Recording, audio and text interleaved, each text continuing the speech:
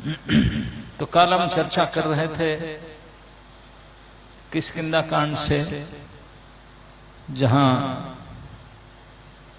श्री हनुमान जी का भगवान से भेंट होता है, मिलन होता है, उनका रोल शुरू होता है रामायण में। तो उनका परिचय से शुरू होकर के सुग्रीव के साथ मित्रता, उसके बाद बाली बद्ध, बाली की बद्ध करने तक कल हम चर्चा किए थे। बाली बद्ध होने के बाद सुग्रीव को राज्याभिषेक हुआ, सुग्रीव वानर जाति के राजा बने और तभी शरद ऋतु का शुरुआत हुआ। तो भगवान राम बोले कि शरद ऋतु में कहीं जाना संभव नहीं है। आजकल भी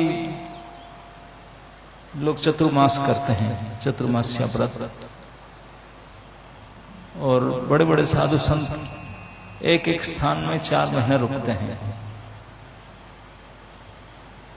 कहीं आना जाना करने का विधान नहीं है चतुर्मास में, क्योंकि ये 4 महीना जो बारिश होता है, प्राय जितने नदी है, नहर है, नाला है, वो सब पानी में भर जाता है। और पहले जमाने में इतने ब्रिज, इतने सुंदर सुंदर रोड ऐसा नहीं हुआ करता था, लॉन्च आदि, और ना तो इतने बढ़िया बढ़िया रोड रास्ता होता था। तो इसलिए रास्ता भर में कीचड़ भर जाना, नाना प्रकार के बीज अंकुरित होना, नाना प्रकार के छोटे छोटे जो इंसेक्ट्स, प्राणी सब चलता फिरना, अगर उस समय में यातायात होगा तो बहुत ज्यादा जीव हत्या की चांसेस रहता है रास्ता में चलते समय। अब देखो ना, बारिश में कितनी चिटियां घूमते रहते हैं, कितने सारे चलते। तो इसलिए साधु संत ये बारिश के 4 महीना, कभी बारिश होता है, उन लोग के पास इतनी सुविधा नहीं है, जंगल फंक्शन, तो ये सब के लिए बारिश में कहीं जाना नहीं चाहते थे बाहर, क्योंकि वो नद नदी भरा पड़ा है, रास्ता खराब है, जीवाणु बहुत चलते रहते हैं। ये सब जीव हत्या दोष से बचने के लिए वो घूमना फिरना नहीं करते थे, बाहर जाना, परिव्राजन। तो एक जगह में रहते थे, एक जगह में रहे तो फिर नियम सेवा करने का नियम है। जब कहीं जाना आना कहेंगे नहीं तो फिर 2-3 बार भजन करने का जरूरत नहीं, एक टाइम भजन करे, बाकी से भजन करे। इस प्रकार के व्रत लेते हैं 4 महीना का। लेकिन आजकल चतुर्मास का नियम नहीं रहा, क्योंकि नीचे चलना ही नहीं पता, अधिकांश समय भाई यार जाता है, कीचड़ से कोई मतलब नहीं, ब्रिज से, नदी से, पानी से कोई मतलब ही नहीं। तो इस प्रकार विशेष आधुनिकता के कारण वो जो पहले का नियम रहा नहीं। लेकिन भगवान राम जब थे उस समय में, त्रेता युग में, निश्चित रूप से जाने आने का ये सब कारण की वजह से शरद ऋतु में, वर्षा का जो 4 महीना में कहीं आना जाना मुश्किल था, तो भगवान बोले कभी तो कहीं जा नहीं सकते हैं, एक जगह में रह करके भजन करना चाहिए, नियम सेवा करना चाहिए। तो उन्होंने माल्यवंत गिरी, ऋष्यमुख पर्वत के पास एक और पर्वत था जिसका नाम था माल्यवंत पर्वत। देवता लोग ने जानते थे कि परम भगवान आएंगे हमारे काम पूरा करने के लिए, वो यहाँ रहेंगे किसकी समय, चतुर्मास करेंगे। इसके लिए उनके लिए पहले से उन्होंने एक बहुत सुंदर जगह चुन करके गुफा बनाए थे, सारी व्यवस्था बना कर रखे थे, पहले से प्री अरेंज था भगवान के यहाँ चतुर्मास बिताने के लिए। तो भगवान ने लक्ष्मण के साथ माल्यवंत गिरी में चतुर्मास निवास किए, वहीं रहे। वो बारिश के जो 4 महीना का विशेष दृश्य है, रामायण में सबसे ज्यादा विस्तृत वर्णन, सबसे शिक्षापद वर्णन उसी अध्याय है, शरद वर्णन में। भगवान ने बारिश के 4 महीना के हर एक चीज को देख करके, हर एक समय, हर एक वस्तु परिस्थिति को देख करके उसके साथ शिक्षा को जोड़ते हैं कि ऐसी शिक्षा है। बारिश होने से पहले की अवस्था, बारिश होते समय अवस्था, बारिश शरत आदि ऋतु आदि बारिश छूट जाता है उसकी अवस्था, उसके साथ बहुत शिक्षाप्रद तुलना किया गया। साधु समाज को, सदाचारी लोग, दुराचारी लोग, उनके साथ बहुत तुलना दिया गया शरद वर्णन में। तो ये शरत काल की जो वर्षा के वर्णन, इसको वर्णन करके 4 मास बिताए। 4 महीना माल्यवंत गिर में तपस्या करने के बाद मन में बहुत इच्छा था कि अभी 4 महीना हो गया, अभी सुग्रीव ने कुछ व्यवस्था करना चाहिए हमारा काम करने के लिए। हम तो उनका काम किए, मित्र के रूप में उनको राजा बनाए, उनके शत्रु को बंद किए, वो हमारे क्या कर। सुग्रीव ने राजा बनने के बाद भगवान राम तो अभी 4 महीने बाहर जाएंगे नहीं, तो छुट्टी मानने लगा। बोला लॉन्ग लीव है, वैकेशन, वो फायदा उठाने लगा। कुछ काम धंधा नहीं और भोग में मत्त हो गए।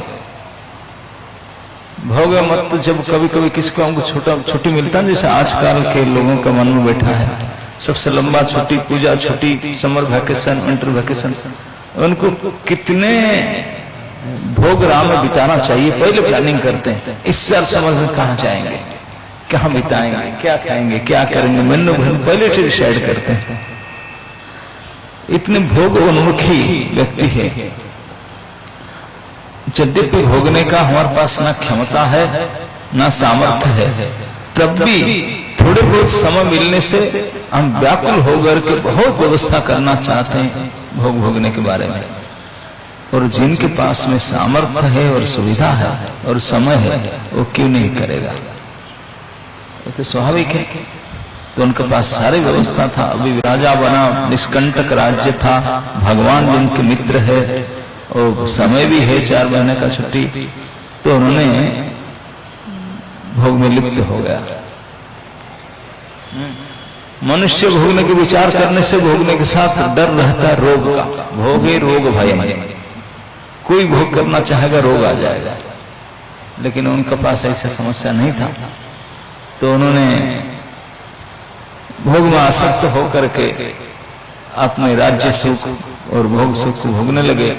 देखते देखते समय बीत जाता, 4 महीना बीत गया, तभी भी उनका अपने राज सुख से मन नहीं हटा था। अभी भी कोई कनेक्शन नहीं, कोई विचार नहीं, कोई कुछ नहीं करता था। भगवान राम को बड़े दुख लगा कि ये आराम से राजा बन के मैं तपस्या कर रहा हूँ, जाकर सुख भोग रहा है, कोई सोच भी नहीं रहा है कि मेरे बारे में कुछ करना था। ये कैसे मित्रता है, कैसे मित्र है।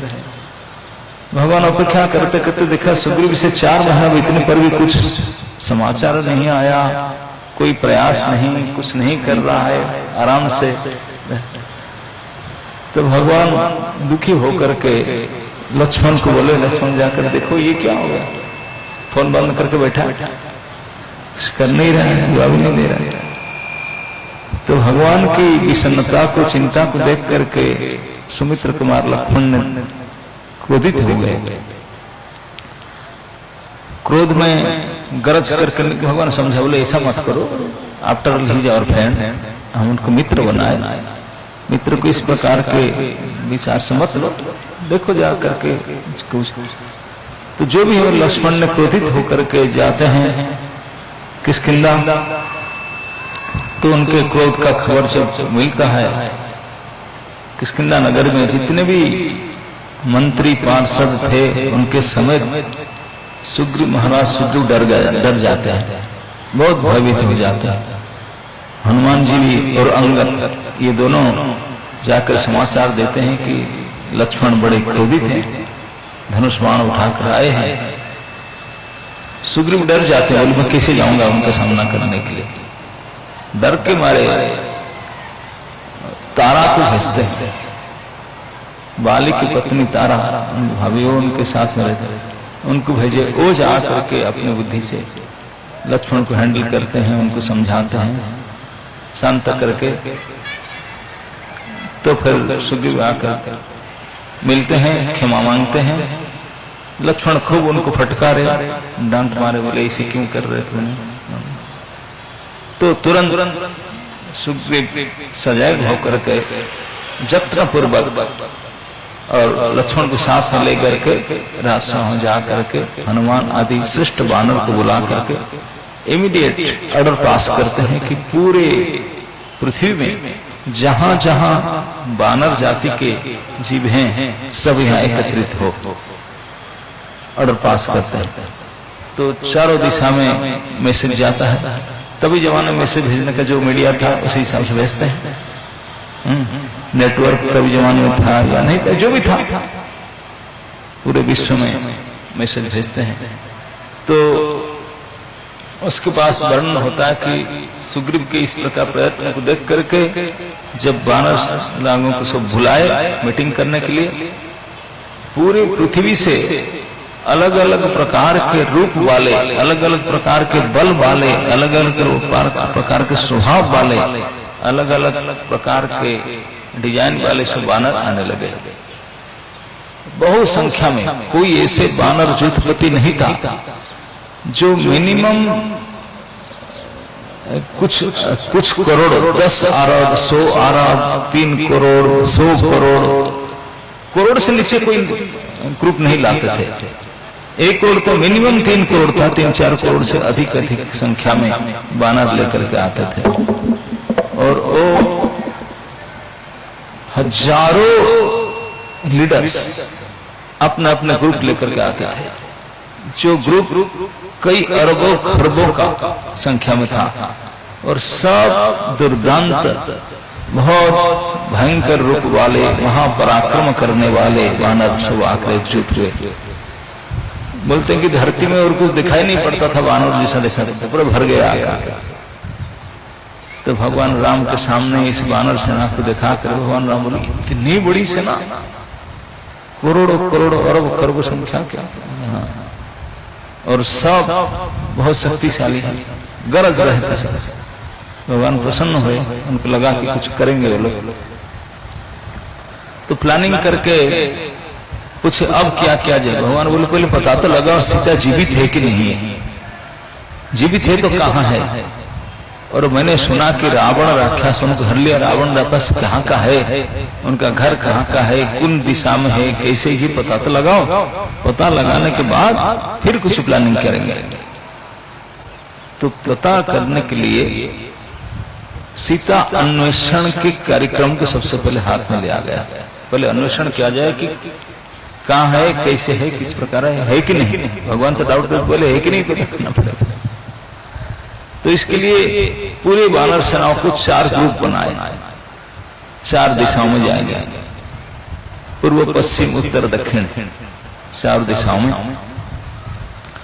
पूर्व दिशा में विनत नाम का वहां बलि वानर को लीडर बना करके भेजे, उनके साथ कई अरब खरब सेना दे करके।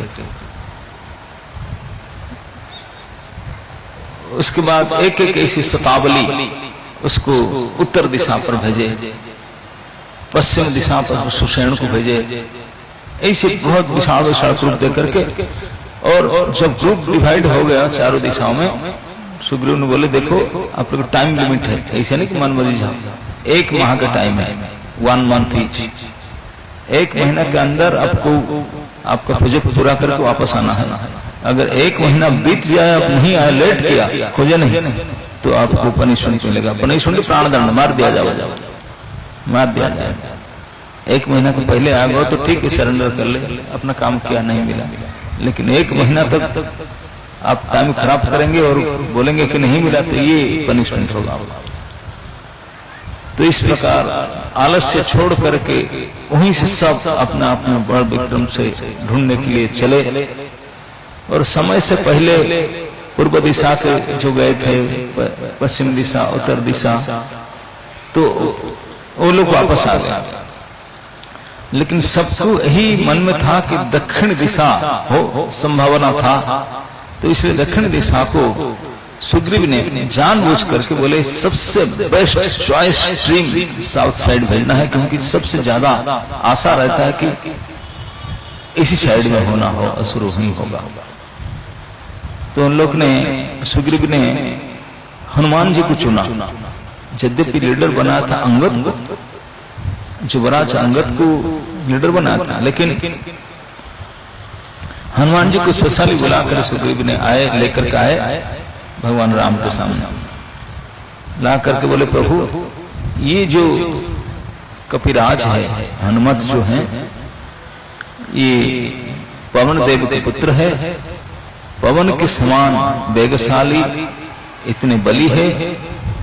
उसके ऊपर उनके जन्म के समय में सारे देवताओं ने उनको अपना अपना तेज, अपना अपना शक्ति बल दिए थे वरदान से, और महाबली हैं। उनके आकाश में, जल स्थल अंतरिक्ष में कहीं भी उनके गति में कोई बाधा नहीं दे सकता। कहीं भी जा सकते हैं, इच्छा अनुसार रूप धारण कर सकते हैं, अपने को बढ़ा सकते हैं, घटा सकते हैं, और बल और तेज में उनकी तुलना में कोई ऐसे वानर और है नहीं, कोई दूसरे राक्षस भी नहीं हो सकता। इतने अतुलनीय बल समान, और केवल इतना नहीं, बल नहीं है, बल पराक्रम तो है, उनके समान बुद्धिमान भी है, समझदार भी है, और उचित परिस्थिति और काल स्थान को जान, पात्र को जान करके बर्ताव भी करते हैं, व्यवहार कुशल भी है, तो बड़े चतुर भी है। इसलिए सर्व गुण संपन्न ये जो हनुमान जी हैं, आप उनको विशेष आशीर्वाद कृपा दीजिए, और मेरा मन कहता है कि वही सफल होंगे, इसीलिए मैं उनको चुन करके दक्षिण दिशा पर दे रहा हूँ, क्योंकि मेरा 100% डाउट कि इसी दिशा में राक्षस है और वही सफल काम होंगे। जब इस प्रकार के इतनी बड़ी आशा भरोसा करके स्पेशल उनके गुणगाणी में वर्णन किया हनुमान जी को बुला करके, तो भगवान राम प्रसन्न होकर के हनुमान को पास में बुलाए और उनको आशीर्वाद दे करके, स्पर्श करके अपने हाथ से अपने श्री नाम अंकित मुद्रिका एक अंगूठी निकाल कर हनुमान जी को दिए। बोले, मेरे विश्वास हो रहा है आप सीता को ढूंढ लोगे। जब ढूंढ लोगे तो अब तो सीता को देखा नहीं, मेरे पास फोटो तो है नहीं, कि तभी तो स्मार्टफोन नहीं था, नेट से डाउनलोड करके फोटो देख लो, तो व्यवस्था नहीं थी। तो किसी पहचानोगे सीता? सीता कैसे आपको पहचानेगी, और आप कैसे पहचानोगे? तो इसलिए कुछ संतक ले जाना चाहिए। तो इसलिए भगवान ने बाकी किसी ग्रुप में किसी को नहीं दिए थे, केवल हनुमान जी को दिए। वो बोले, मैं आपको ऊपर भरोसा कर रहा हूं। इस प्रकार से भगवान ने अपने बल, अपने कृपा आशीर्वाद दिए हनुमान को। हनुमान जी ने अंगूठी को लेकर के बड़े जत्न से अपने पास रख करके चले। अन्वेषण में चले, ग्रुप में, साउथ ग्रुप में एक पार्ट हुए। उनके ग्रुप लीडर थे अंगद, बालीपुत्र युवराज अंगद। और सबसे ज्यादा कठिनाई पड़ा साउथ ग्रुप में, क्योंकि जहां सफलता होता है, यही लक्षण है, सफलता होने से पहले असफलता आएगा ही आएगा। बिना असफलता से सफलता कैसे आएगा? बिना रात में कभी दिन होता ही नहीं, बिना पतन से कोई उत्थान होता ही नहीं। तो इसलिए असफलता। दक्षिण दिशा पर जो वानर लोग गए थे, उनको ऐसे ऐसे स्थान में गुजरना पड़ा, ऐसे ऐसे गिरि प्रांत, वन प्रांत मिला, जहां पर कोई पेड़ भी पतल नहीं होता था, फल नहीं होता था, जड़ में मूल नहीं होता था, नदी में जल नहीं होता था, कुछ खाने पीने के नहीं मिला। कई दिन तक भूखे प्यासे गुजरे, ऐसे जाते बड़े, कभी कभी कोई गुफा के अंदर, कोई राक्षस के पास, बड़ी कठिनाई से गुजरते गुजरते जो टाइम था उनका वो पूरा होने लगा। एक माह पूरा होने लगा, कोई पता नहीं चला। तो सब रोने लगे। लास्ट में जो स्वयं प्रभाव जो गुफा में जाकर मिले थे दक्षिण दिशा पर, वहां तो सब गायब हो गए। बोले, हम मर गए, पता नहीं कहां चले गए। कई दिन से खाए पिए नहीं थे, बड़े मुश्किल से मैदानपुरी पर पहुंचे, स्वर्णपुरी पर। स्वयं प्रभा की कृपा से उनको भोजन आदि मिला। तो उन्होंने फिर उनको रास्ता बताया, उन्होंने समुद्र किनारे पहुंचे, पहुंच करके डेट देखे, इस टाइम ओवर हो चुका है, अब अगर वापस भी जाते हैं सुग्रीव मार डालेंगे। सब वानर बोले ये तो पहले से हमको गाली देते थे, अभी टाइम ऐसे गया मार डालेंगे। हम जानते कितने क्रूर है, कितने निष्ठुर है, और ऊपर से राम भगवान इतने दुखी है, उनके ऊपर एक्शन लिए, वो हमारे ऊपर एक्शन लेगा, गुस्सा होता हमको मार डालेगा। इससे जाकर के उनसे मरे क्या, इस समुद्र किनारे फास्टिंग करके मरते हैं, जब करके। सभी वानर ने व्रत धारण किया, आमरण अनशन ले, बोले मरते पर्यंत वो खाएंगे नहीं, यहीं बैठे बैठे मरेंगे और क्या करेंगे, वहां जाकर मरते यहाँ मरे। सब दुखी होकर के इस प्रकार व्रत धारण करके समुद्र किनारे बैठे बनने के लिए आपस में बातचीत करने लगे। तो उस किनारे इस पर्वत था, और पर्वत के ऊपर में गिद्धराज संपत्ति रहा करते थे। तो उन्होंने सुने इस बानर को, तो उन्होंने देखे पहले इतने बड़े बानर को, वो कई दिन से खाए नहीं थे, उनको लगा प्रभु की बड़ी कृपा है, इतने सारे भोजन मिल गया आज आकर के। वो सब बोलते हैं मरने के लिए मुझे मारना भी नहीं पड़ेगा, तो मरेंगे मैं उनको खाऊंगा। उनको कौन सा बॉयल करना था ना कुकिंग करना था, बोले मरेंगे हम खाएंगे, मुझे कुछ परेशान नहीं है। तो उनको सुन करके बानर लोग देखे कि विशाल गिद्ध बैठा है संपत्ति, उसको देखकर और डर गया, बोले वो खाने के लिए सोच रहे हैं हम लोग, हम मरने के लिए सोच रहे हैं, इसी ही खा जाएगा हमको, क्या करे। विपत्ति से विपत्ति, एक विपत्ति, तो उस विपत्ति से पढ़ करके सोचने लगे, और भगवान राम क्या हमको सीता अन्वेषण भेजे थे। इससे तो वानर लोग आपस में बात करने लगे, बोले मरना अगर है तो मरने को सुधार कर मरना है, मरना इस लोक का नियम है, निश्चित है अवश्य मरना। लेकिन जो बुद्धिमान है वो इस प्रकार मर जाते हैं कि उनका जीवन सुधर जाता है। तो उन्होंने जो बुद्धिमान वानर थे वो जटायु के उदाहरण दिए, बोले देखिए जटायु एक गिद्ध था, कोई बुद्धिमान मनुष्य था नहीं तब, लेकिन फिर भी उन्होंने मर पाया इतने अच्छा से, तो उनका जीवन सुधर गया। जटायु को पता था 100% कि ये उनका साथ में लड़ने जाऊंगा मैं जीत नहीं सकता, हार निश्चित है, उनको पता था ये युद्ध में हारना निश्चित है, मैं जीत नहीं सकता, आशा भी नहीं था जीतने का, निश्चित में हारूंगा। हारने का निश्चितता जान करके और हारूंगा और मरूंगा भी, इंजर्ड होकर के अंग भंग होगा मरूंगा, ये बात को अच्छी तरह से समझ करके जान करके भी उन्होंने लड़ने के लिए गया। आपको अगर बता जाएगा आप जाओ असफल होंगे, आप करेंगे क्या?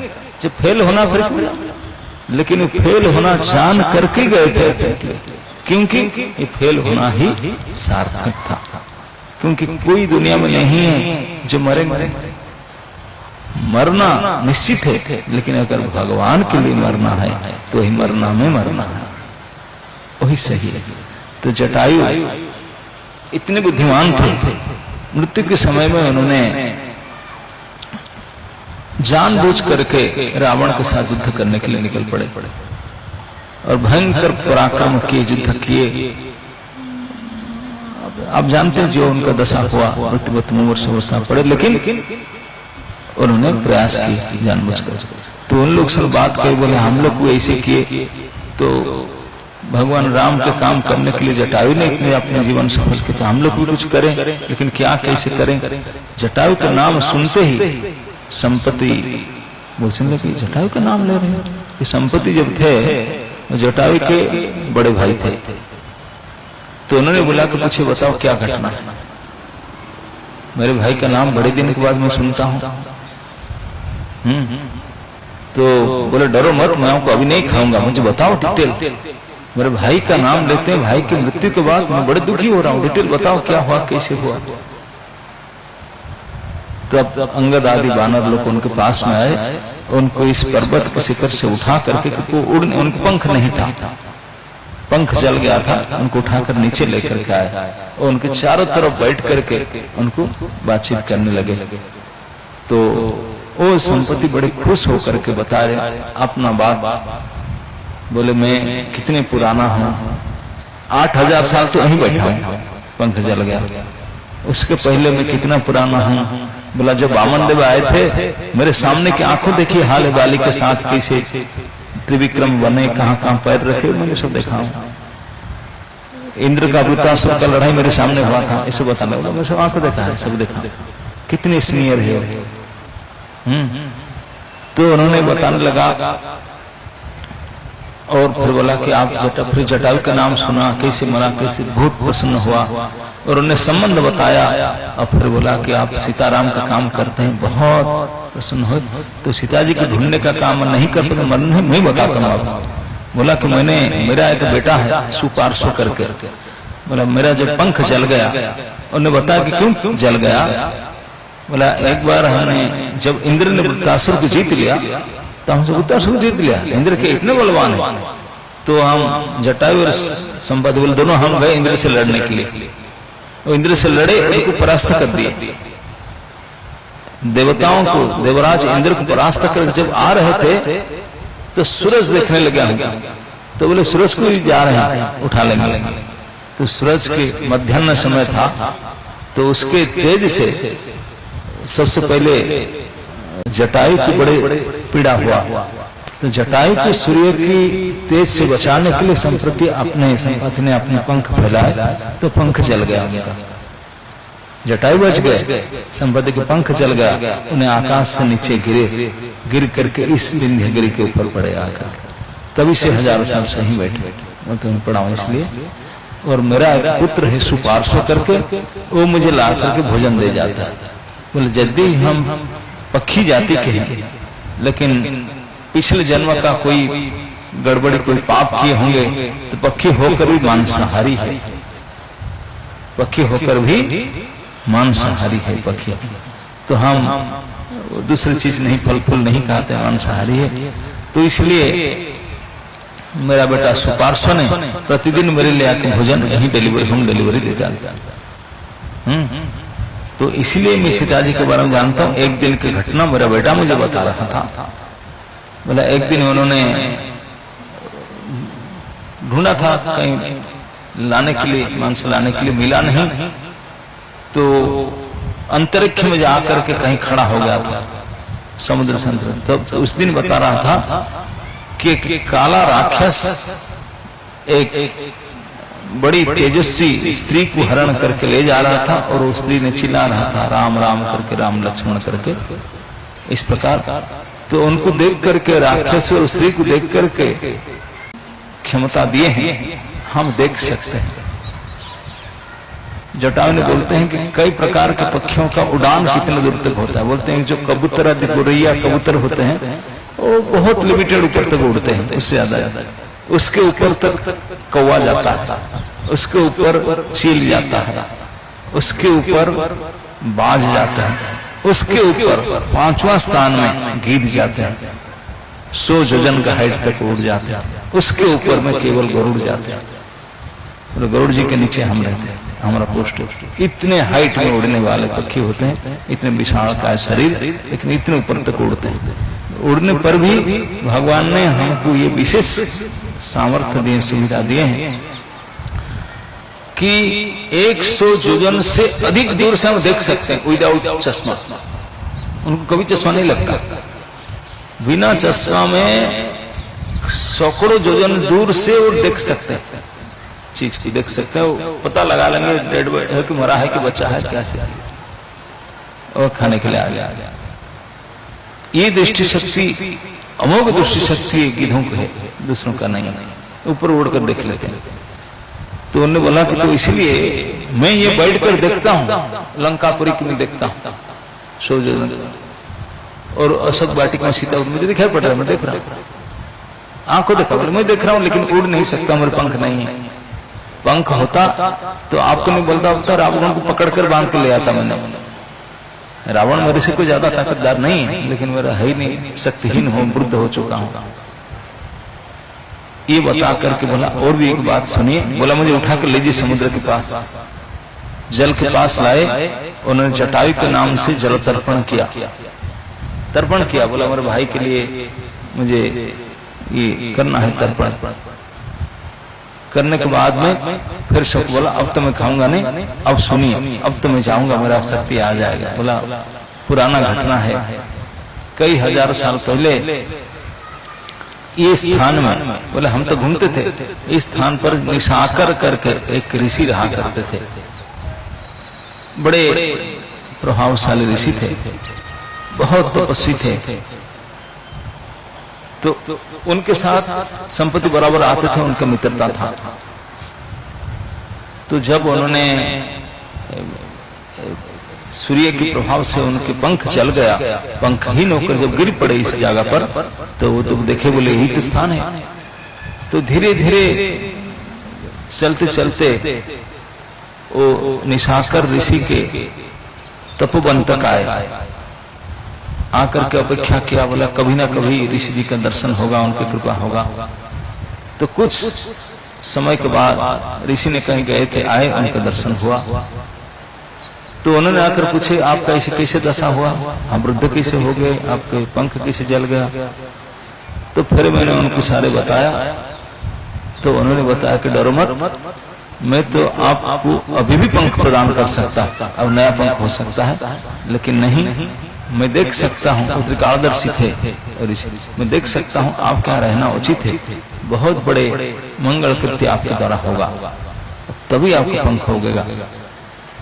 बोला मैं जब आग्रह से पूछा बताइए क्या, बोले 8000 साल के बाद में भगवान राम आएंगे देवताओं के कार्य करने के लिए, राक्षस रावण को वध करने के लिए, भविष्य में घटना होगा और उनका सीता हरण होगा। सारी हिस्ट्री बताया पहले से, 8000 साल पहले का बता रहा था। बता दे कैसे दशरथ का जन्म, बोला कि वो राजा होंगे, उन्होंने उनके पुत्र होंगे, उनके इस प्रकार होगा, और इस प्रकार से जो वनवास में आएंगे तो उनकी पत्नी को हरण होगा और रावण लेके जाएगा, और वानर लोग मित्र करके उन लोग को ढूंढने के लिए आएंगे, आप उनको अगर हेल्प करोगे, बता दोगे सीता के बारे में, तो आपके पंख उठ जाएगा, उग जाएगा।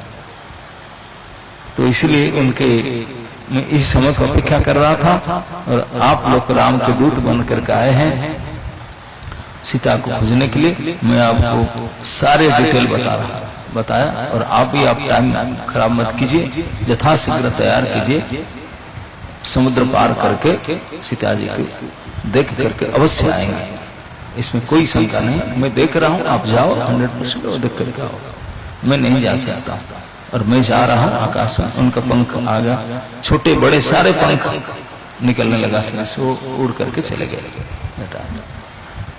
संपत्ति ने चला जाने के बाद में भारी मीटिंग होने लगा, उनको बड़े उत्साह आ गया, जो पता चल ही गया कि सीता बोले मैं देख ही रहा, और देख सकते थे।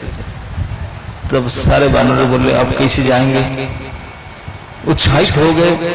फिर दक्षिण की ओर चले, दक्षिण की ओर जा करके समुद्र के किनारे बैठ गए। बोले अब कैसे पार करेंगे समुद्र को, 100 योजन का समुद्र था, कैसे पार करेंगे। आपस में सब मीटिंग करने लगे, को कितना जा सकता, कोई बोले मैं इतना दूर जा सकता हूँ, कोई बोले मैं इतना दूर जा सकता हूँ, मैं इतना दूर जा सकता हूँ, चला तो जाऊंगा। कोई बोला 100 योजन तो चला तो जाऊंगा, लेकिन आ नहीं पाऊंगा, तो फायदा क्या है।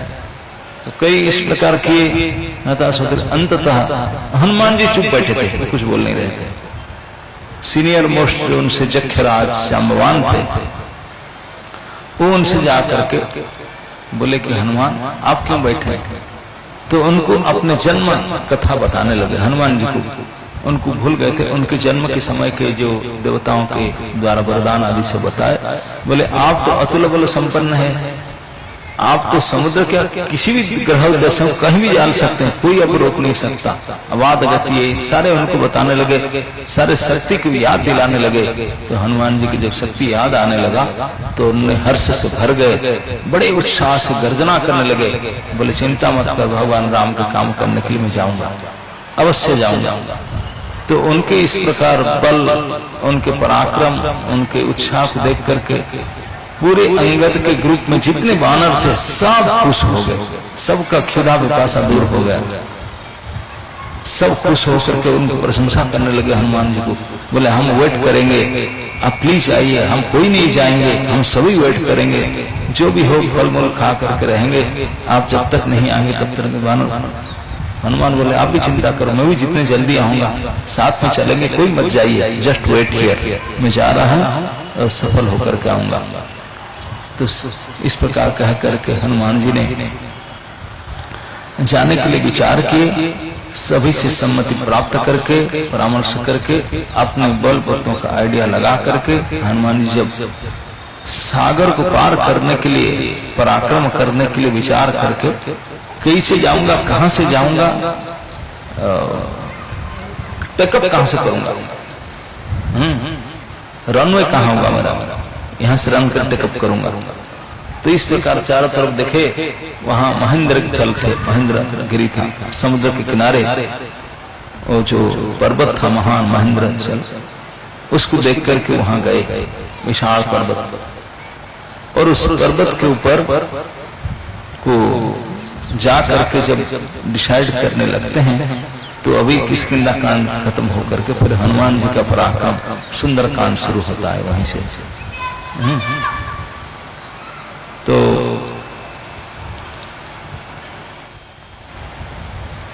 वहां से हनुमान जी समुद्र पार करने का पराक्रम करते हैं। इस विशाल महेंद्रगिरी के ऊपर जा करके एक ऐसी जगह चट्टान चूज करते हैं कि जहां से मैं टेकअप लूंगा। तो वहां बैठ करके आकलन करते हैं, फिर प्रार्थना करते हैं पिताजी को, फिर भगवान राम को स्मरण करते हैं, उनको उनके बल पर अपने कृपा को धारण करते हैं, और पूरा अपने पोजीशन ले करके, जैसे 1 2 3 रन करने के लिए आपने को पोजीशन लेना होता है, तो पोजीशन लेते हैं। पहले तो विशाल कर दिया अपने शरीर को, तो फिर उसे संकुचित किए, संकुचित करके हाथ पर को बिल्कुल छोटा करने लगे, पोज लेकर बैठने लगे पत्थर की चट्टान पर बैठ करके, इतने तेजी से जंप लूंगा, हाई स्पीड से जंप लूंगा, ऐसे विचार करके अपने शक्ति को एकत्रित करने लगे, वन पॉइंट करने लगे, एकाग्र करके अपने पूंछ को पहले ऊपर उठाए, बिल्कुल आकाश में फैला दिया, और तब टेकअप लेने के लिए, जंप लेने के लिए प्रयास किए। इतने तेजी से जंप लेना चाहते थे क्योंकि 100 जोजन इतने दूर तक जंप करेंगे। हम लोग को अगर 2 फीट तक जंप करने के लिए बोलते हैं, हम कितने बार देखते हैं, फिर वापस आते हैं, दौड़ते हैं, पीछे हटते हैं, क्या करते हैं ना, और फिर करते भी कर भी नहीं पाते कि गिर जाते हैं जो भी हो, फिर दोबारा प्रयास करते हैं। हनुमान जी के पास इतना चांस नहीं था दोबारा प्रयास करेंगे, क्योंकि कोई स्थल भाग नहीं था, वो समुद्र था, समुद्र में गिरेंगे, इतने बड़े रिस्क कैसे लगा, कोई बात नहीं, बालू बिछा करके और मुलायम चादर बिछा कर हम जंप करते हैं, अगर गिरेंगे भी तो कुछ नहीं होगा, चांस लीजिए, है कि नहीं?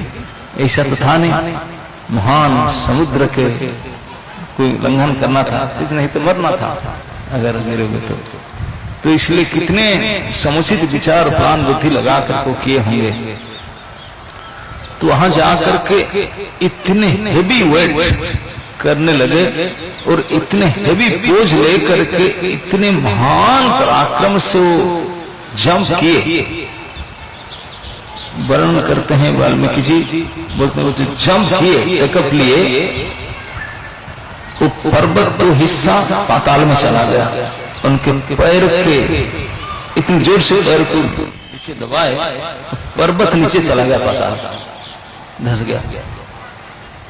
और आसपास में पर्वत का जो खंड था, जितने बड़े बड़े साल प्याल आदि बड़े बड़े वृक्ष थे, बड़े बड़े नागराज थे, बड़े बड़े सिंह जितने हिंस्र पशु थे, पूरे जंगल और पहाड़ के हिस्सा उनके साथ उखड़ कर उड़ने लगा, उनके आकर्षण शक्ति के कारण इतने तेजी से अपने आप को उड़ाए, जहां से जंप ली वो जगह तो नीचे चला गया और आसपास आकर्षण शक्ति से खींचकर उनके साथ उड़ने लगा। जैसे कोई महान पराक्रमशाली राजा कभी टूर में चलते हैं तो उनके साथ में प्रोटोकॉल चलता है ना, आगे पीछे आगे पीछे प्रोटोकॉल चलते हैं, कई लाल गाड़ी, पीले गाड़ी, ब्लू गाड़ी। तो इस प्रकार से कई फूलों में से भरे हुए ये सब बड़े बड़े पेड़ और पत्थर, चट्टान कई हैं, सब उनके साथ उड़ते चले जा रहे थे आकाश के ऊपर।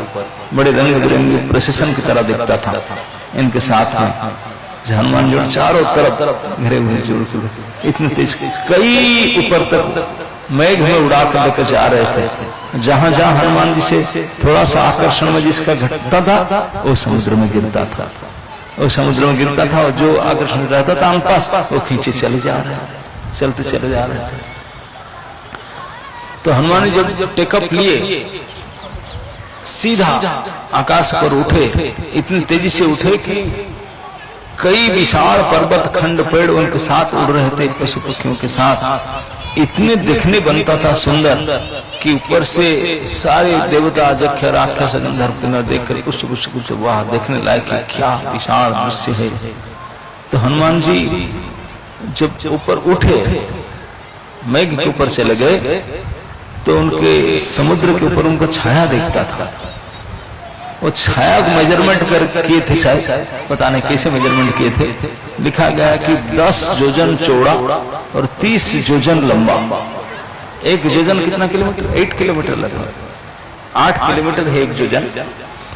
तो समझ लीजिए 80 किलोमीटर चौड़ा और 230 किलोमीटर लंबा उनका छाया था, उनके शैडो वो चलता था समुद्र में। हमारा कितने किलोमीटर का होगा? किलोमीटर का मीटर ही नहीं होगा 5 फीट का तो ही, लेकिन उनके शैडो 240 किलोमीटर का था। 240 किलोमीटर बाई 80 किलोमीटर से कितनी बड़ी होगी उनका शरीर। इतने विशाल शरीर से आकाश में उड़ान भर रहे थे उन्होंने, इतने बड़ी शरीर। तो उनको देख करके सारे प्रसन्न होते, सब डाउट भी करते क्या सच में इतने विशाल शरीर देख करके 100 योजन पार कर जाएंगे, पार कर जाएंगे। इस प्रकार के जब भीषण पराक्रम में चल रहे थे, इतने विशाल रूप लेकर के समुद्र देख करके प्रसन्न हुए। समुद्र बोले देखो ये हनुमान जी ने अपना तो कुछ है नहीं काम, इतने बड़े हाई रिस्क जा रहे हैं, किस लिए? इक्ष्वाकु कुल नंदन श्री राम के सुख के लिए, उनके कार्य के लिए। और इक्ष्वाकु वंश के नरेश सगर ने मुझे बनाया, वो मेरे कुल देवता है। इक्ष्वाकु वंश मेरा कुलदेव है। वही सागर को जानते ना, सगर महाराज सगर थे, उनके बेटों ने सागर को बनाया था गोद खाद करके। बोले उन्होंने मुझे बनाया बढ़ाया, तो वही वंश के राजा है। तो मेरा एक कर्तव्य होता है कि मेरे कुलदेव पुरुष आए हैं, कुल पुरुष, उनको मैंने सत्कार करना चाहिए, आतिथ्य करना चाहिए। मेरे ऊपर जा रहे हैं, I should greet him, welcome, कुछ तो करना चाहिए। जैसे कोई किसी के घर के सामने जुलूस जाता है, यात्रा जाता है, तो उनको आगवान करते हैं ना, पूजा करते हैं, भेंट देते हैं, भोग चढ़ाते हैं, तो करना चाहिए। तो उन्होंने, समुद्र ने सोच करके बोला मैं क्या करूं, क्या कर सकता हूं? तो उनके अंदर एक पर्वत था, मैनाक पर्वत, जिनका शिखर सोने का था। और वो पर्वत बहुत पुराने जमाने का था, जिस जमाने में पर्वत का अपने पंख हुआ करते थे, पर्वत उड़ते थे सब। पर्वत के जान होता था, पंख होते थे, उड़ते थे। लेकिन एक पर्वत जब उड़ते उड़ते कहीं जाकर बढ़ जाते थे, कई गांव समाप्त हो जाता था। तो भारी कंप्लेन आई इंद्र के पास, ये तो सब खत्म कर देंगे, सृष्टि नाश हो जाएगा। तो इंद्र ने फिर वज्र मार मार करके सारे पर्वतों को पंख काट दिया, जो जहां था सब स्टेबल हो गए, चल थे, अचल हो गए। पहले ये सब चल थे, बाद में अचल बने, हिमाचल विंध्याचल, ये सब अचल हो गए। पहले चल थे, सब चलते उड़ते थे। तो मैनाक पर्वत था, बड़े भारी पर्वत था, वो भी चलता। उनको इंद्र ने आया वज्र मारने के लिए, तो इंद्र से डर के मारे भाग रहा था, तो वायुदेव ने उनको उड़ा कर लाकर समुद्र में डाल दिया था। तो मैना को पता चला, बोले आपके कुल देवता के कुल पुरुष के काम करने के लिए हनुमान जी जा रहे हैं, आप उनके आतिथ्य करना चाहते हैं। अरे मेरा भी तो कुछ करते हो ना, क्या ना मुझे वायु देवता ने तो आश्रय दिया, नहीं तो मैं कहा वही लाकर मैं छिपा जाए, इंद्र मार दिया हो तो मुझे इंद्र तो वज्र मार ही रहा था, लेकिन वायु ने उड़ा कर लाकर मुझे यहाँ रख दिया। वो वायु के पुत्र है, तो मेरा भी कुछ फर्ज बनता है उनकी सेवा करने का। तो आप भी चाहते हैं, मैं भी चाहता हूँ, और इतनी बड़ी टूर लेकर जा रहे हैं, थोड़ा आराम करके फिर जाए तो एक स्टॉप ले ले, नॉन स्टॉप दिक्कत होगा, तो आराम करके जाए, थोड़ा आतिथ्य करना चाहिए। तो इस आतिथ्य सेवा के हनुमान जी को हेल्प करने के लिए मैनाक पर्वत समुद्र के आदेश से और अपनी इच्छा से उठे। वो पर्वत का इतना शक्ति था, चारों दिशा में जहां मर्जी जितने लंबा चौड़ा बढ़ सकता अपने को बढ़ाने लगा। देखते देखते समुद्र के ऊपर, आकाश के ऊपर बढ़ने लगा। सोने से चमचमाते हुए उनका शिखर था, पिघलते हुए सोना। जाकर हनुमान जी जितने हाइट में जाते वो हाइट तक चला गया। जाकर हनुमान जी को रिक्वेस्ट किया। हनुमान जी सोचे ये कौन आ गया, विपत्ति अभी रास्ता।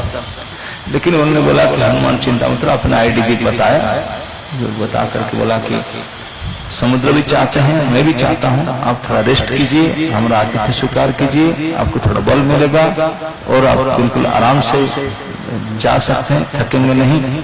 इस प्रकार मधुर वाणी से जब आतिथ्य के लिए बोला, हनुमान जी उनके थैंक यू किए, बहुत अच्छा है पर्वत जी, लेकिन मैं सो बिजी, भगवान राम का काम कितने लेट हो गया है, हमारा जो टाइम लिमिट क्रॉस कर चुका है, अभी मैंने ठिकाना मिला है, आज सुनाज पसूर मुझे करके आना है। मेरे मित्र लोग सब समुद्र किनारे बैठे हैं खाना पीना छोड़ करके, अब मैं इसे आतिथ्य कैसे कर सकता? बोले कोई मित्र के काम में जो निकलता है, जो सच्चे मित्र होता है, तो इस प्रकार कहीं सुग्रीव के जैसा आराम करने नहीं जाए।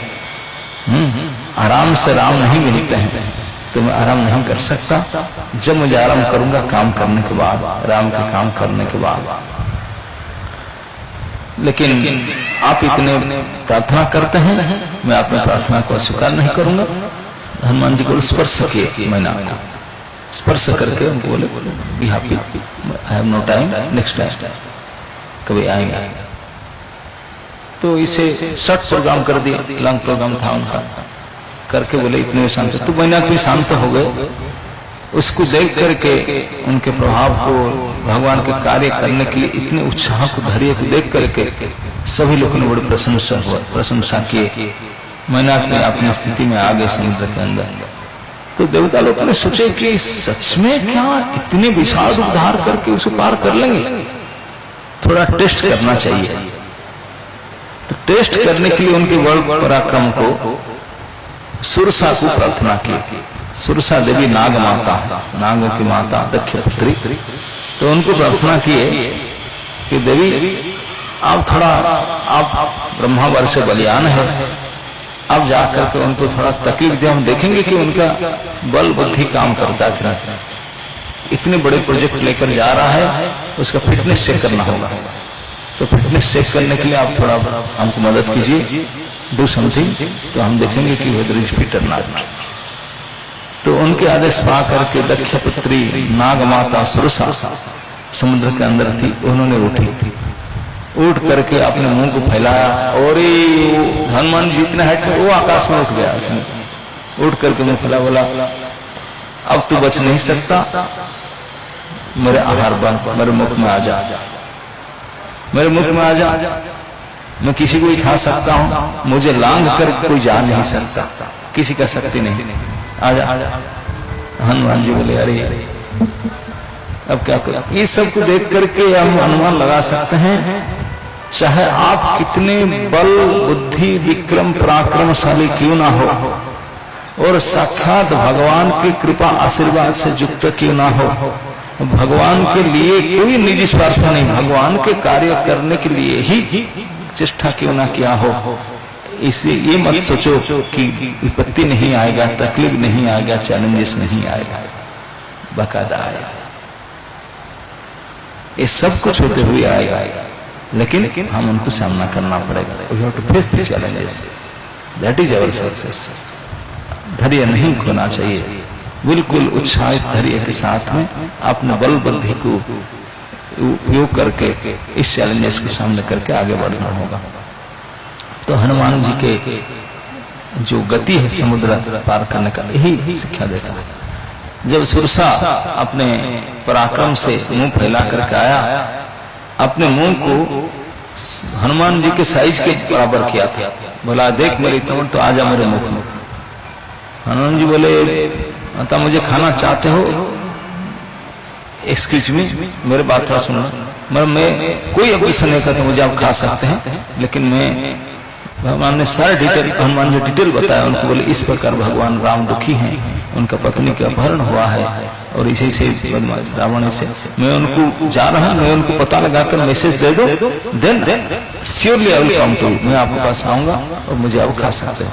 अभी थोड़ी देर के लिए मुझे छोड़ दीजिए, मैं एक काम में हूँ, ये काम पूरा करने के बाद मैं वचन देता हूँ आपको साथ मुझे खा सकते हैं, अभी तो मुझे काम करने दीजिए, ये प्रभु का काम है। वो सुरसा ने बोला ना, अब नहीं जा सकता, मैं अलाउ नहीं करूंगा, आपको आना पड़े, मैं खाऊंगा।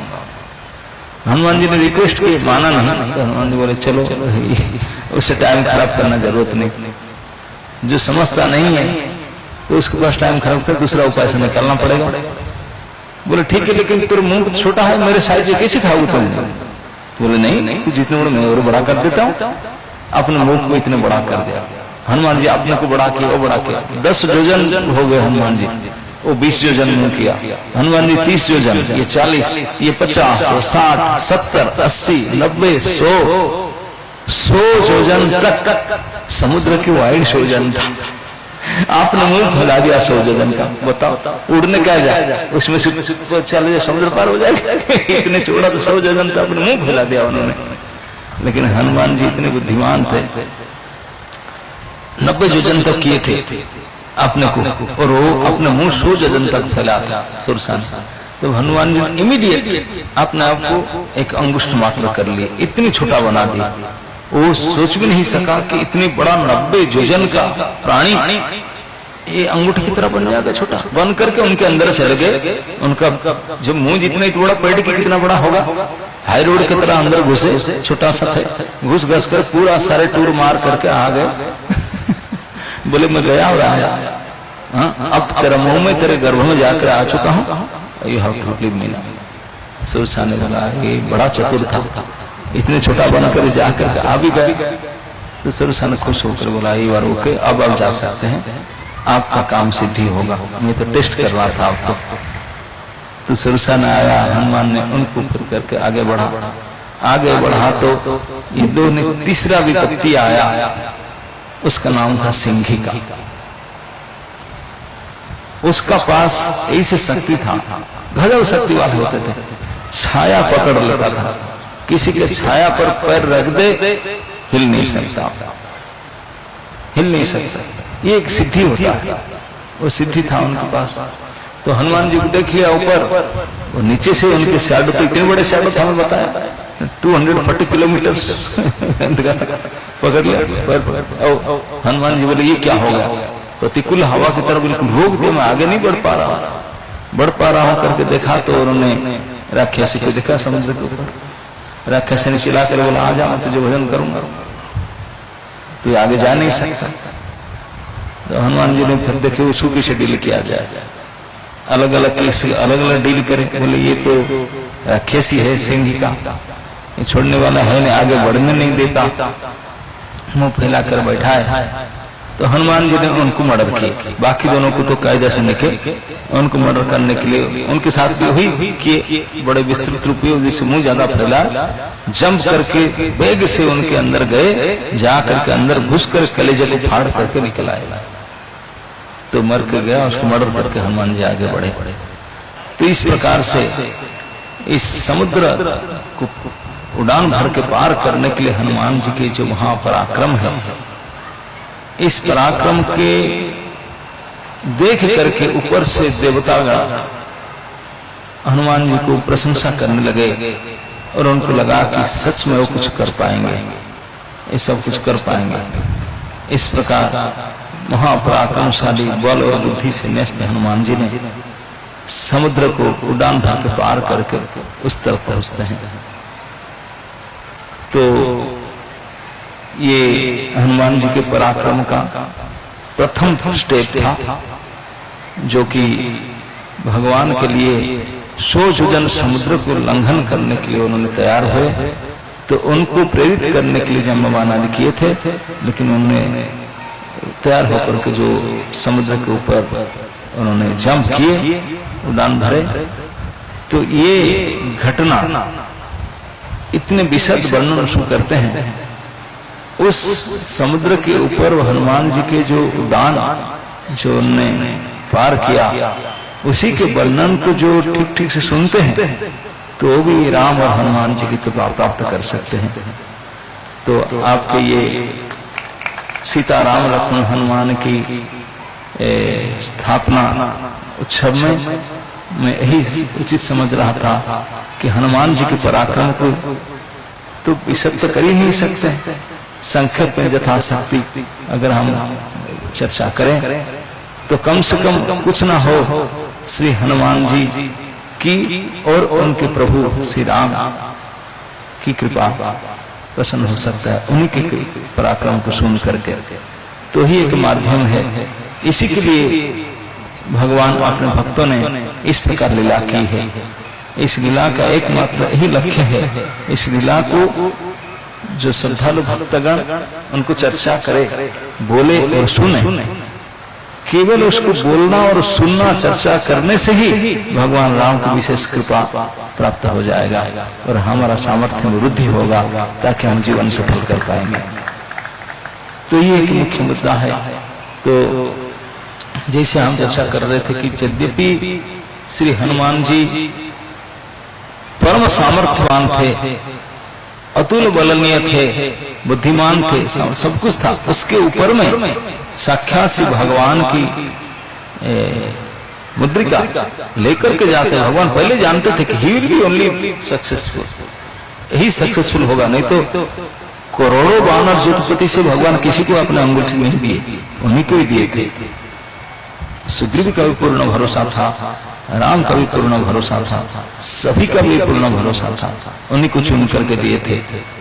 तो भगवान ही शास्त्र कहता है जिनको कृपा करते हैं वो जिनको चुनते हैं। भगवान की कृपा प्राप्त करने के लिए और कोई उपाय नहीं है। कोई वेद शास्त्र पढ़ करके, कोई तप जप के माध्यम से किसी प्रकार से प्राप्त नहीं कर सकते हैं। अगर प्राप्त करना हो तो भगवान की कृपा के पात्र होना पड़ेगा। भगवान जिनको चुनेंगे उनको कृपा करेंगे। किसको चुनेंगे? अब प्रश्न आता है भगवान किसको चुनेंगे? अब तो भगवान अपने हिसाब से करते हैं। वही वेद में बता गया कि वो तो उन्हीं को ही अपने को बताते हैं जिनको कृपा करते हैं। तस्यैव एष त्रिगुणितं तनुष्वाम। तो किसी को उन्हें चुनेंगे भगवान ने, भगवान उन्हीं को चुनेंगे जो अपने भक्तों की सेवक हो, उनको चुने। भगवान की कृपा भक्त कृपा के अनुगामिनी है। तो हनुमान जी की कृपा को प्राप्त करने से भगवान की कृपा प्राप्त किया जा सकता है। तो हनुमान जी का ये महापराक्रम, जितने और भी पराक्रम है उनका, लेकिन सर्वश्रेष्ठ पराक्रम था ही भगवान राम के लिए 100 योजन व्यापी समुद्र को लंघन करना। इतने बड़े प्रोजेक्ट उन्होंने हाथ में लिए और उनको सफल किए पूर्णता से। यद्यपि इस सफलता के अंदर उनको कई चैलेंजेस आया था, किस प्रकार का, लेकिन ये चैलेंजेस को उन्होंने हताश नहीं हुए, अपने बुद्धि से, बल से उनको टैकल किए और गए उन्होंने। ऐसा कहते हैं कभी कभी जो हनुमान जी ने गए, वो तो बड़ी लंबा वर्णन आगे हम सुनेंगे पहुंच करके समुद्र में। तो उनमें जाकर पहुंच करके क्या क्या किए, कैसे किए, सीता के ठाव कैसे किए, जब किए। लेकिन जब उन्होंने वहां पहुंच करके उत्पात मचा करके लंका को आग लगाकर भी आ गए थे आने से पहले, उनको इसे बोला नहीं गया था करने के लिए, उनको बोला गया था केवल सीता को पता लगा कर आने के लिए, यही कहा गया था। लेकिन वो एक्स्ट्रा कुछ करके आए, बहुत कुछ और करके आए। तो कई लोग पूछते हैं कि हनुमान जी को जितना काम दिया गया था इतने करना था, यही से किसी किए। ये बात भगवान राम ने भी कही, हमसे पूछे तो हनुमान जी मैंने सुना कि लंका को जला कर आया, लंका जलाने का मेरा क्या ताकत है, मैं लंका गया कहाँ, मैं लंका जलाऊंगा। मैं लंका गया ही नहीं था, मैं लंका आग कैसे लगा गया। भगवान बोले आप लंका नहीं गए थे। बोले ना, मेरा कहाँ ताकत है 100 जोजन समुद्र को लंघ करके लंका जाऊंगा, मैं नहीं गया था। आप मुझे बोलते हैं आग लगा सके, मैं नहीं गया था। सीता जी को देखा नहीं, अवश्य सीता जी को देखा, बातचीत किया, वो तो किया था। हाँ हाँ वो तो मैं किया था, लेकिन मैं नहीं लंका गया था। अरे तो लंका नहीं गए थे, लंका में सीता जी को देख करके उनकी खबर लेकर आए ना। आप समझे नहीं, मैं नहीं गया था, कोई जाना था उनके साथ चला गया था। मेरा जाने की ताकत नहीं, किसी ने जा रहा था, कोई शक्तिशाली, मैं उनके साथ में चला गया था। मैं नहीं जाता। जैसे कोई भिखारी आदमी आकर बताए मैं फ्लाइट में गया था, बम्बई आया, विश्वास करेंगे? पागल कहीं के, तू रोड में नहीं जा सकता, ट्रेन में नहीं जा सकता, फ्लाइट में कैसे गया बोलता है? वो होटल में रहा खाया, कोई विश्वास नहीं करेगा। लेकिन अगर बताया कि मेरे मित्र वो हैं, वो करोड़ अरबपति है, वो मेरे मित्र हैं, अच्छा अच्छा अच्छा, ओ हाँ उनके साथ चला जाए तब मान जाएंगे। इसलिए मैं कहता हूं मैं नहीं गया था, लेकिन कैसे गया? क्योंकि प्रभु आप अपने अंगुष्ठी को भेजे लंका सीता माता के पास, उनको तो जाना था, आप भेजे तो जाएगा। तो मैं उसको पकड़ लिया, उनके साथ में चला गया। वो जा रहा था, मैं साथ में चला गया। कहते ना गाड़ी जा रहा था, मैं बैठ गया, मैं भी चला गया। तो आप जिसको भेजे वही केवल जा सकता था, और किसी का सामर्थ्य नहीं जा सकने, वही गया और मैं उनके साथ चला गया। जाके ऐसे करके आया, भगवान हंसने लगे, बोले अच्छा मैं अंगूठी भेजा? हाँ आप भेजा तो उनको तो जाना ही था, आप जिसको भेजे वैसे हो नहीं सकता, वो ना जाए, हो गया तो उनके सहारे में चला गया। बोले अंगूठी तो सीता जी को दे दिया, आया कैसे? जब उनके सहारे गया था वो गाड़ी तो वापस नहीं आया, वापस कैसे आया? वापस भी माँ सीता ने अपने मथामणी भेजे, दूसरा रिटर्न कार आ रहा था, उसमें बैठ गया। वो गाड़ी रिटर्न नहीं आ रहा था, वो रिटर्न गाड़ी वैसे आ रहा था, उसके सहारे आ गया, है ना नहीं? तो इस प्रकार जो उत्तम कोटि के अनुयायी होते हैं, 3 प्रकार के अनुयायी होते हैं।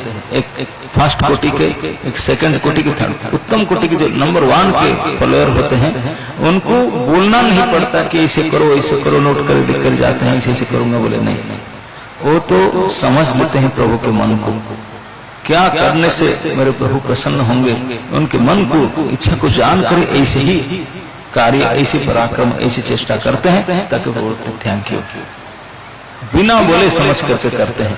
ये उत्तम कोटि के अनुयायी शिष्य होते हैं। जो इस कोटि के नहीं है, सेकंड ग्रेड के शिष्य होते हैं, उनको बोलना पड़ता है, ये करना, ओके, वो नोट करके जाता है, वही करता है, जो बताया गया वही करता है। ये कम से कम सेकंड ग्रेड के। थर्ड ग्रेड के होते हैं, उनको बोलने से बोलेंगे क्यों ऐसा नहीं, ऐसा करने से नहीं होगा, जुक्ति करेंगे, लेकिन फिर भी धमकी करके फिर करेंगे, लेकिन 4th ग्रेड बोलने पर भी नहीं करेंगे, ऐसे भी होते हैं।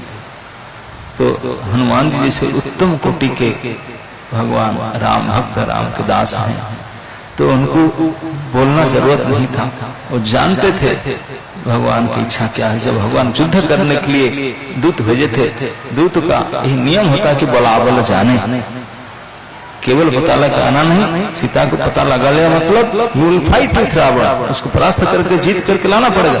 युद्ध करने के लिए उनका बलाबल के आकलन करना पड़ेगा, आकलन करने के लिए उनके घर में जाना पड़ेगा, सब देखना पड़ेगा, फोटोग्राफी लाना पड़ेगा, तब तो परफेक्ट होगा ना। तो ये सबके लिए सब किए थे उन्होंने, इसलिए प्रॉपर एडवांस पार्टी के काम हनुमान जी ने किए थे। भगवान राम के इच्छा को जान करके विनाश सब किए थे। तो इस प्रकार के हनुमान जी के जो आदर्श भक्त, आदर्श दास, और उनके बल पराक्रम के साथ बुद्धि के जो उपयोग, ये इस कांड में उसका वर्णन हनुमान जी ने भगवान राम की सेवा के लिए उसको पूर्ण प्रयोग किए हैं। तो इस प्रकार से हनुमान जी के आज के जो फास्ट स्टेप भगवान की सेवा के लिए 100 योजन समुद्र को लंघ करके उस तरफ पहुंचना, और उसको पहुंचकर क्या क्या किए उसके बारे में फिर हम कल चर्चा करेंगे। जय श्री राम।